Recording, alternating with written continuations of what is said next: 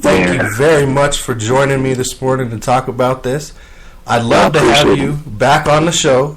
Let's get you back on the show before the 25th game so we can rep the charity event again, and then we'll get you back on maybe after a couple other games, see how the games went, and just, keep it rolling, keep repping the Idaho Phoenix, and try and get this thing to grow.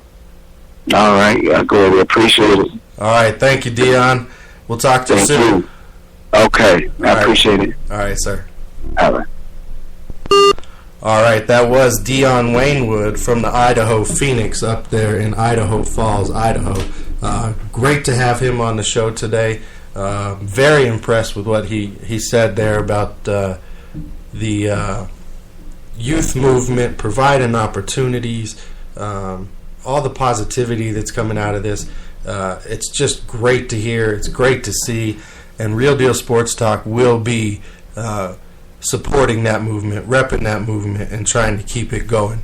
Not only because, personally, I know the owner-operator. I grew up with them. But because, like I said, the positivity. That's bringing people together. It's giving them opportunities to stay out of trouble, to turn their lives around, to be part of something. Okay? To have some responsibility. Work ethic. Teamwork. Reliability.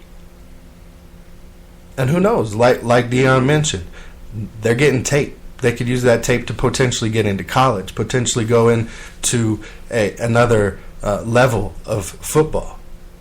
It's giving them reps that they might not have gotten for whatever reason. And it's great to hear. It's great to see. I'm proud of what he's doing there. And Real Deal Sports Talk is definitely all behind it. All right, it's about that time. Let's get to it. Excuse me. It is Championship Sunday, okay? It is the biggest day until the Super Bowl. No other games have more pressure. No other games have any bigger impact on your season if your team has made it this far. Or if you're a football fan, period. I'm a Lions fan. Y'all know how that goes for me. I will rep them hard every day, 100. But when it comes down to it, I'm a football fan first. And we're going to see some good football today with the matchups we have. Okay? I put out a poll this week. I'm going to start putting out a weekly poll. We're going to put the results every week on Sunday's show. This week I put out a poll. What matchup is going to be the Super Bowl? What's Super Bowl 51's matchup going to be? Is it going to be Atlanta versus Pittsburgh? Is it going to be Atlanta versus New England? Is it going to be Green Bay versus New England? Or Green Bay versus Pittsburgh? I put this out there all week. Number of different social media formats. We got a lot of results back. Like I was saying, we were hearing results coming in this morning, live on the air. Every time you heard You've Got Mail, that was the notification I have set up. So I know when there's a vote or something coming in on the poll so I can check it, see if there's any comments coming in on the text line, things of that nature, right?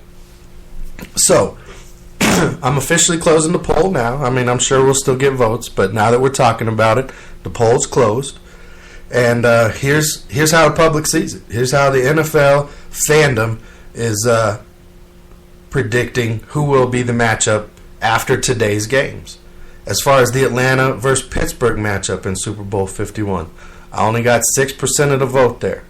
I posted this in a number of Pittsburgh Steelers forums, a number of NFL team forums, Facebook, Twitter, put it on LinkedIn even. I put it out there as many places that I have accounts to, or Real Deal Sports Talk has accounts to. That's how we did it. Pittsburgh and Atlanta got 6% of the vote. Atlanta versus New England. This was the highest turnout. Okay, the two home teams. They got Atlanta versus New England. 36% of the vote came in for the home teams to win today and move on to be the Super Bowl combatants. 33% of the vote went to New England versus Green Bay. That was the second highest number. So a lot of people believe New England's pulling through today. And then 25% went to Green Bay versus Pittsburgh. Now, I was a little surprised. I expected Pittsburgh fans to kind of dominate this poll, or Green Bay fans to dominate this poll. based on how I've seen these communities interacting throughout the season. Didn't quite turn out that way. I was a little surprised, but everybody's kind of going with the higher seeds, the home teams in this game. Now, last week I told you I'm taking both road teams this week. I'm not going to come off of it. I know Green Bay's heavily injured. I know they're questioning whether or not those DBs can hang with Atlanta's receivers in this game. I think Green Bay comes ready. I think they're matchup-wise, it's not at this point to me, stop looking at records to try and dictate who's going to win stuff anymore in the NFL. There is pretty much parity across the whole league. Not all 32 teams can win it each year, but year to year, anything can happen, and the parity's pretty much there. And you just got to look at how these teams match up.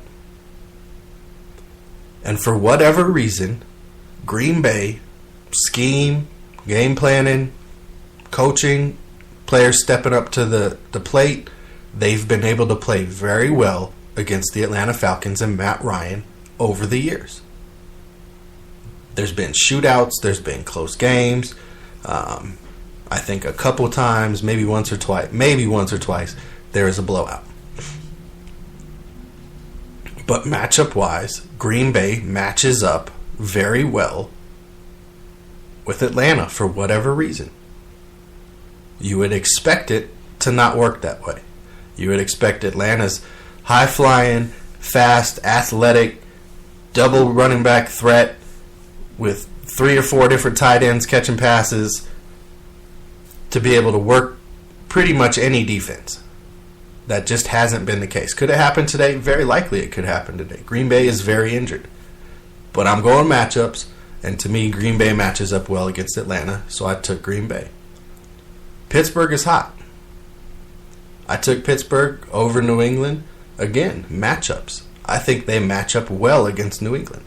I think what Pittsburgh does on offense, especially if Le'Veon Bell goes off today, either receiving or running the ball, he could have 36 yards rushing and end up with over 100 yards receiving, or vice versa. But I think Pittsburgh's offense matches up very well against what New England does on defense. Yes, Belichick's going to try and take Bell out of the game completely, or Brown. That's what he does. He tries to eliminate one of the things you do best, or the thing you do best, and then you have to use the rest of it to try and beat him. I don't see that happening against this offense today. It's a good matchup. It's going to be a close game, in my opinion. Pittsburgh's defense against Tom Brady, Josh McDaniels, what they do on offense, changing their offense week to week to exploit whatever they feel that defense's weaknesses are. No defense has played better in the second half of the season than Pittsburgh. They're on fire. They're flying around. They're playing twice. I can't even put a number to how much better they're playing currently than where they were at the beginning of the season. They were going to be the downfall of that team at the beginning of the season. Now, they're an equal part of what that team is doing. They lead the league in sacks over the second half of the season.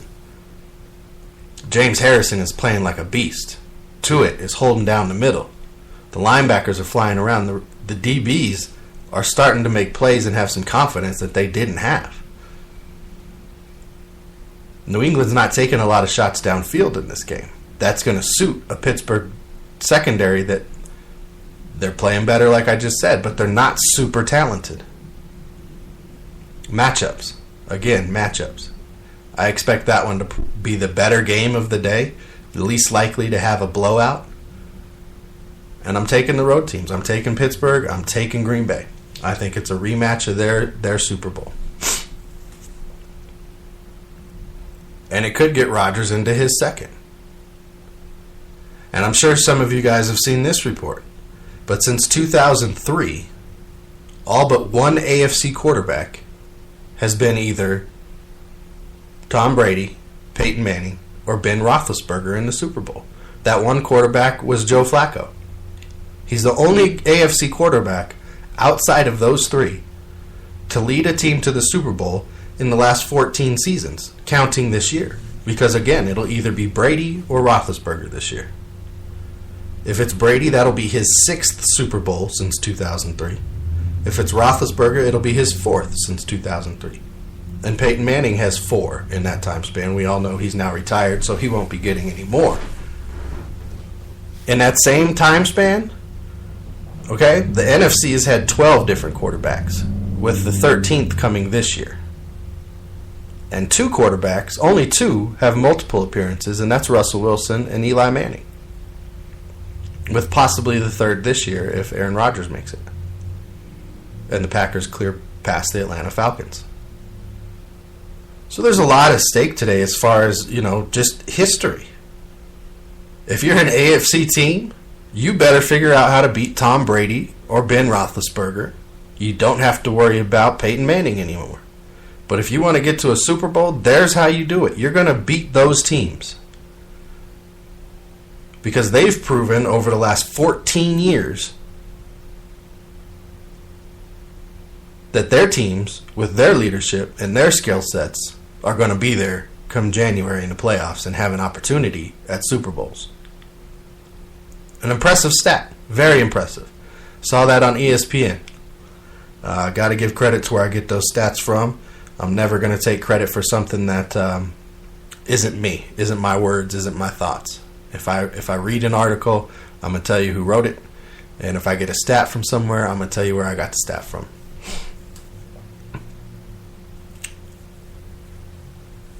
This morning, the alarm goes off at the Pittsburgh Steelers Hotel. Early in the morning, Championship Sunday, some guy, 20-something-year-old guy, decides to pull the alarm. Haha, I'm pranking the Steelers. Well, he's in jail now. It's a story on Championship Sunday, another thing that the Steelers have to deal with, right? And this guy doesn't get to watch the game. So, congratulations, fool. You just missed out on Championship Sunday and probably on Super Bowl Sunday as well. Last big story I want to get to before we get out of here, and this one could affect my boy Billy Andrews' team, the New York Giants. I'm going to give a shout out real quick because this is a big story. It's been a big story the last few years because he's been having injuries, contract situations, all kinds of things up there in Minnesota. But Adrian Peterson, he's a big cap hit next year, and he's come out for whatever reason, unprovoked, and said, hey, if it doesn't work out to where we can restructure a deal here with Minnesota and I have to move on, or they want me to move on because I'm not willing to meet what their contract needs are, then I'd like to play for one of 3 teams, basically. And those 3 teams are the Giants, New York Giants, Tampa Bay Bucks, or the Houston Texans. Now, that kind of surprised me. We all know there's been reports that he's a Cowboys fan, would like to play for the Cowboys. So clearly he didn't say them because of what they currently have down there in their stable in Ezekiel Elliott. He knows he's not going to go take the job from him. He'd be a good piece there with Lamar Miller, but I don't see Houston doing that unless somehow his contract comes down to the $4 or $5 million range, which is probably what Minnesota's going to want. So if he's not going to want it in Minnesota, I don't understand why he would leave and take it somewhere else, although that's exactly what Cliff Averill did when he left Detroit. He took the exact same contract for the exact same money pretty much to go to Seattle and leave Detroit. So it's not like that hasn't happened. I just don't see it working out that way, and I really don't understand why Houston seems to be such a popular trade rumor or free agent rumor destination for all these aging veterans. Houston might want to figure out a way to get their name out of that ring. And then there's the Giants. That, to me, out of the 3 teams, we haven't talked about the Bucs yet, but to me, the team that makes the most sense is the Giants. With the way their defense have played this year, with the receivers they have, Odell Beckham, Sterling Shepard, Cruz is still a viable option. The other 2 are going to be your 1 and 2s. You have a tight end. You have Jennings, who can be the second back. Put Adrian Peterson in that offense. Get a new left tackle. And then, Giants might make another run next year. Remember, they're the only team outside of the Packers who were able to beat the Cowboys this year, and they did it twice. Okay? If they had a better running game, they probably beat the Packers in that playoff game because they would have controlled the ball a little bit more, and Aaron Rodgers would not have been able to do what he does and just